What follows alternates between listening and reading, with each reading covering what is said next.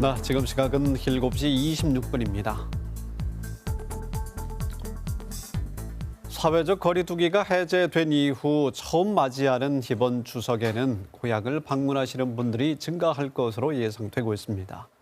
설렘도 크지만 벌써부터 스트레스를 걱정하는 분들도 적지가 않은데요. 이슈앤토크, 오늘은 추석 연휴 가족들 간의 명절 대화법을 알아보겠습니다. 강원대학교 심리학과의 정은경 교수 스튜디오에 나와주셨습니다. 교수님 어서 오십시오. 네, 안녕하세요. 다들 반갑습니다. 한 설문조사를 보니까요, 20대의 60%가 혼자 추석을 보낸다고 합니다. 혼추라는 말도 있던데요. 어른들, 가족, 친지들의 잔소리 때문이라고 하는데 심각하게 보입니다. 왜 이런 상황까지 됐을까요? 네, 우리가 보통 사회에서도 오랜만에 사람들을 만나게 되면 안부 인사를 묻지 않습니까? 이럴 때 보통 어떻게 지내니? 이 정도로 끝나는 경우가 많은데 우리 가족이나 친지분들, 특히 어르신들은 가족을 좀 경계 없이, 허물 없이 느끼시기 쉽기 때문에 가족들한테 굉장히 구체적인 개인 신상을 말하실 수가 있을 것 같습니다. 그런데 사실 결혼이나 취업이나 연봉이나 다이어트 이런 것들은 사회에서도 웬만큼 친하지 않고는 묻기가 어려운 민감한 질문들인데요. 이런 거를 평소에는 별로 친하지 않았던 친척이 갑자기 묻게 되면 크게 스트레스를 느낄 수 있을 것 같습니다. 그래서 구체적으로 독이 되는 말과 약이 되는 말을 자세히 말씀해 주실 텐데요. 먼저 아무리 친하고 경계가 없더라도 해서는 안 되는 말을 좀 먼저 말씀해 주시면 좋을 것 같습니다. 예, 가장 먼저 피해야 될 질문으로는 평가하는 말을 잘 하지 않는 겁니다. 예, 우리가 명절을 같이 지내다 보면은 여러 가지 갈등도 생길 수가 있는데요. 이럴 때 네가 하는 일이 그렇지 뭐. 아이고. 너는 그것도 못하니? 라는 식의 핀잔이라든지 이런 부정적인 말들은 굉장히 상대방의 기분을 쉽게 빨리 상하게 만들기 때문에 피하셔야 될 첫 번째 대화라고 볼 수가 있습니다. 두 번째는 중요한 것들을 말하지 않는 겁니다. 이거는 가족에서 중요한 거라는 건 되게 금전적인 문제, 과거에 있었던 감정적인 사건들, 또 중요한 가족사 같은 것들일 텐데요.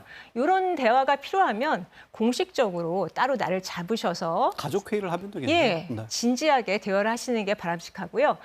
명절에는 좀 가벼운 질문들과 대화들로 즐거운 분위기를 이어가시는 게 좋을 것 같고요. 마지막으로는 이제 아까 말씀드린 개인 신상에 대한 질문을 지나치게 하지 않는 겁니다.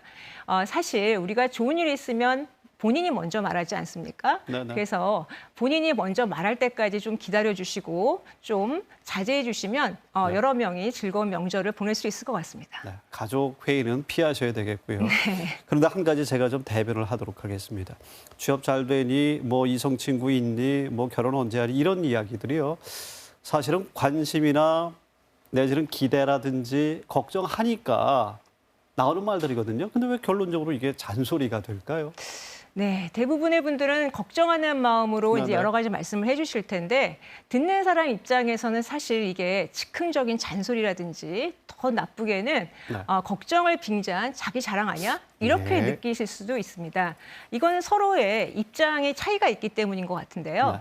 예, 말씀하시는 어르신들은 본인이 경험이 풍부하시니까 노하우를 전수해 준다는 마음에서 하실 텐데 듣는 사람 입장에서는 내 상황은 내가 제일 잘 아는데 잘 모르는 분이 저렇게 함부로 말하면 되는 거야? 라는 생각을 할 수도 있을 것 같습니다.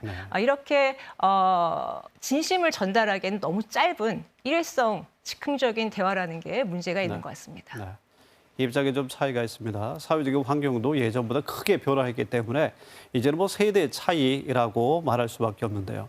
그러면 세대 차이 때문에 올 수 있는 문제점을 어떤 것들을 좀 감안해야겠습니까?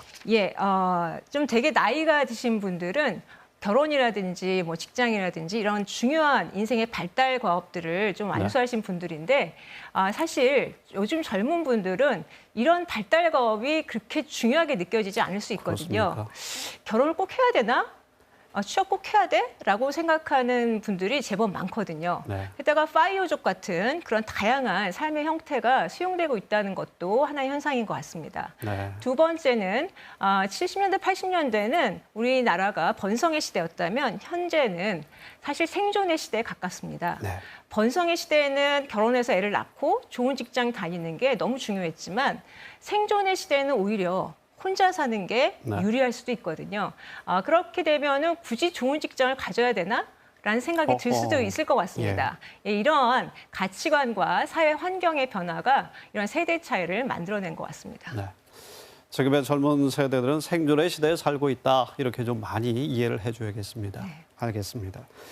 정 교수님, 그렇다면 이번에 이제 약이 되는 말입니다. 하면 할수록 가족들 간에 해주면 해줄수록 좋은 말은 무엇입니까? 네, 오늘 세 가지 맞는 키워드를 한번 소개해 드리려고 하는데요. 네. 첫 번째는 고생했다입니다. 네. 예, 가족들이 무슨 행동을 하든 일단 고생했다라고 해주시는 건데요. 사실 요즘에 사람들이 살기가 참 힘들지 않습니까? 네. 이렇게 힘든 때 가족이 고생했다라고 해주면 정말 위로가 될 것 같고요. 두 번째는 잘했다입니다. 예, 잘했다라는 말은 가족이 어떤 선택을 하든 어떤 행동을 하든 실패했을지라도 네. 일단 잘했다라고 무조건 지지를 해주시는 건데요. 사실 본인 입장에서는 결과가 좋지는 않았더라도 최선을 다했을 가능성이 높거든요. 네. 그래서 일단 잘했다라고 해주시면 굉장히 힘이 날 것 같습니다. 네. 마지막으로는 이제 고맙다입니다. 예, 이 고맙다라는 말은 뭐 설명이 필요 없을 정도로 네, 네. 만사 형통의 단어인데요. 사실 정작 가족끼리는 고맙다라는 말을 잘 하지 않게 되는 것 같습니다. 네. 그래서 이번에는 작은 것에라도 좀 고맙다라고 해보시면 명절 스트레스가 많이 날아갈 것 같고요. 그래서 고생했다, 잘했다, 네. 고맙다를 이번에는 10번 이상씩 한번 해보시기 바랍니다. 세 가지 키워드 꼭 기억하겠습니다. 그런데요, 마음의 그 바닥에 그 다 씻어지지 않은 그런 마음의 어떤 그 감정 같은 것이 갈아있는 경우도 있거든요. 그래서 명절 친구군이란 말까지 지금 있는 상황인데요. 거기에 관한 해소법도 전문가 입장에서 좀 조언해 주시면 좋을 것 같습니다. 네, 일단 먼저 그 부정적인 감정을 최소화할 수 있는 방법을 말씀드리고 싶은데요. 일단 예상하고 만나기입니다. 사실 가족들이 명절에 하는 대화는 대부분 비슷합니다. 그렇기 때문에 어떤 사람이 나한테 상처를 줄지를 예상하는 것은 어렵진 않거든요. 그렇군요. 네, 그렇기 때문에 먼저 그 상황을 상상해보고 네. 내가 어떻게 대처할지를 한번 생각해 보시는 겁니다. 그런 다음에 그런 상황에 처하게 되면 훨씬 여유 있게 대처를 할 수 있게 되거든요. 네. 그래도 서운한 마음이 남으셨다. 그러면 운동 같은 것도 좋으시겠지만 네. 간단한 이미지 기법 하나 소개해 드리려고 하는데요. 네. 예, 먼저 2022년 추석이라는 이름이 붙은 큰 바구니를 상상해 보십시오. 네. 그리고 그 바구니 안에 그 서운한 마음을 하나씩 천천히 넣는 겁니다. 그런 다음에 바구니를 번쩍 들어서 흐르는 강물에 네. 보내는 그런 본인의 모습을 상상하는 겁니다. 그래서 과거는 흘려보내고 네, 네. 마음을 비운다라는 의미겠죠. 네. 한번 시도해 보시기 바랍니다. 다 흘려보내고요. 네. 예상 문제도 미리 뽑아보고요. 네. 네. 좀 위험 인물들이 계시죠. 네. 네, 그렇습니다.